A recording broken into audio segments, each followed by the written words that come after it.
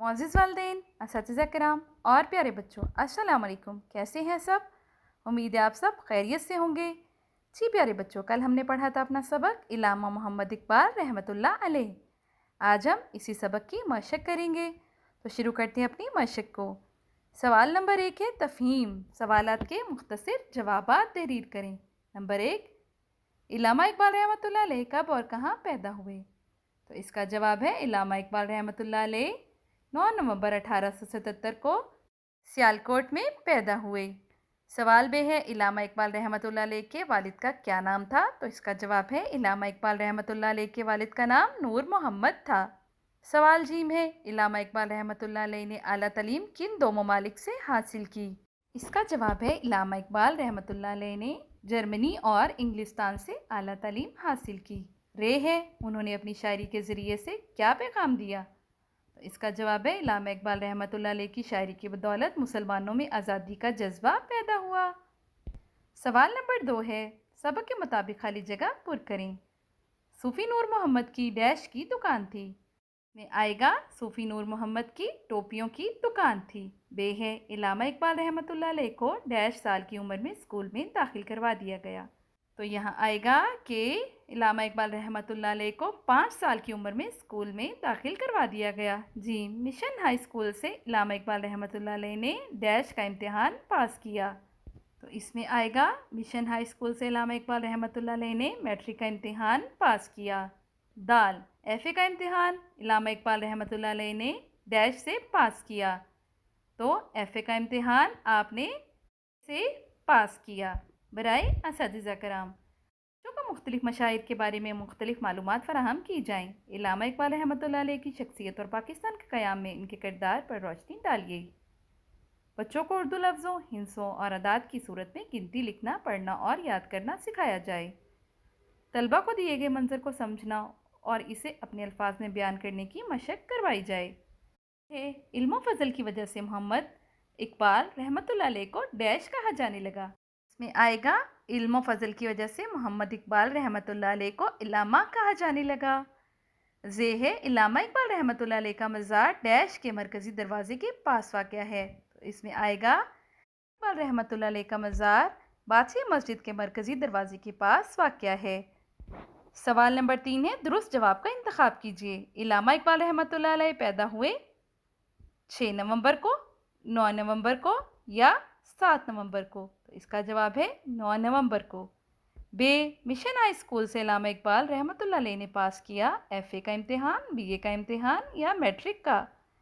तो इसमें क्या आएगा? मैट्रिक का। जीम है इल्लामा इकबाल रहमतुल्लाह अलैह पेशे के एतबार से थे डॉक्टर, प्रोफेसर या वकील? तो इसमें आएगा वकील।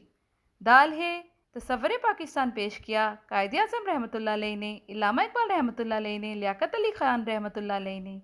तो इसका जवाब है इल्लामा इकबाल रहमतुल्लाह अलैह ने। है इल्लामा इकबाल रहमतुल्लाह अलैह का मज़ार है लाहौर में, कराची में या सियालकोट में? तो इसका जवाब है इल्लामा इकबाल रहमतुल्लाह अलैह का मज़ार लाहौर में है।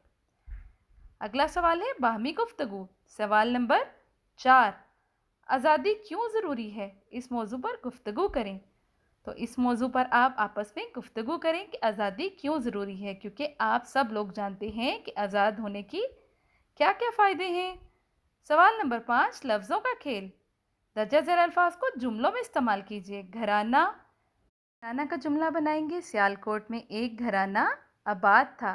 अगला लफ्ज़ है सरबराह, इसका जुमला बनाएंगे बड़े घर के सरबराह होते हैं। वजीफ़ा, इसका जुमला बनाएंगे इल्लामा इकबाल रहमतुल्लाह अलैह ने मिशन हाई स्कूल से वजीफ़ा भी हासिल किया। अगला लफ्ज़ है पेशा, का जुमला हम बनाएंगे इल्लामा इकबाल रहमतुल्लाह अलैह पेशे के लिहाज से वकील थे।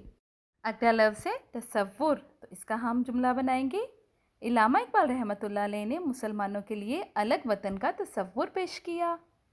अगला सवाल है सवाल नंबर 6, अददी तरतीब पढ़िए, लिखिए और याद कीजिए। जैसे पहला, दूसरा, तीसरा, चौथा, इसी तरह से आपने इसको तरतीब से लिखना है और याद करना है। اگلا سوال ہے ہمارے پاس سوال نمبر 7، زبان شناسی۔ مترادف الفاظ کو آپس میں ملائیں۔ تو مترادف الفاظ کن کو کہتے ہیں؟ جن کے مطلب ایک جیسے ہوتے ہیں۔ یہاں ہمارے پاس لفظ ہیں، اگلے کالم میں ہمارے پاس اس کے مترادف ہیں۔ فلک، فلک، آسمان، چاند، قمر، اعلیٰ، بہترین، انسان، بشر، تصور، خیال۔ اگلا سوال ہے ہمارے پاس سوال نمبر 8، تخلیقی لکھائی۔ دی گئی تصاویر کو غور سے دیکھیں اور چند جملوں پر مشتمل عبارت تحریر کریں۔ یہاں ہمارے پاس علامہ اقبال رحمۃ اللہ علیہ کی تصویر ہے، قائد اعظم رحمۃ اللہ علیہ کی تصویر ہے، پاکستانی جھنڈا ہے اور پاکستان کا نقشہ ہے۔ اس پر ہم نے چند جملوں پر مشتمل عبارت تحریر کرنی ہے۔ اگلا سوال ہے سوال نمبر 9، سرگرمیاں۔ اپنے اساتذہ کرام اور والدین کی مدد سے ان چند شخصیات کے نام اپنی کاپی میں لکھیے جنہوں نے قیام پاکستان کے لیے بھرپور جدوجہد کی۔ تو ان میں شامل ہیں علامہ اقبال رحمۃ اللہ علیہ، قائد اعظم رحمۃ اللہ علیہ، سر سید علی خان اور لیاقت علی خان رحمۃ اللہ علیہ۔ اگلا سوال ہے سوال نمبر 10، تحریک پاکستان کے ناموں رہنماؤں کی تصاویر چارٹ پر چسپاں کریں اور کمرہ جماعت میں آویزاں کریں۔ سوال نمبر 11 ہے علامہ اقبال رحمۃ اللہ علیہ کے چند مشہور اشعار زبانی یاد کریں۔ تو آپ کسی بھی رسالے سے چند مشہور اشعار کو دیکھ کر زبانی یاد کر سکتے ہیں۔ اس کے ساتھ ہی ہماری آج کی مشق مکمل ہوئی۔ کل ملتے ہیں نئے سبق کے ساتھ۔ اس وقت تک کے لیے مجھے اجازت دیں۔ اپنا ڈھیر سارا خیال رکھیے گا۔ اللہ حافظ۔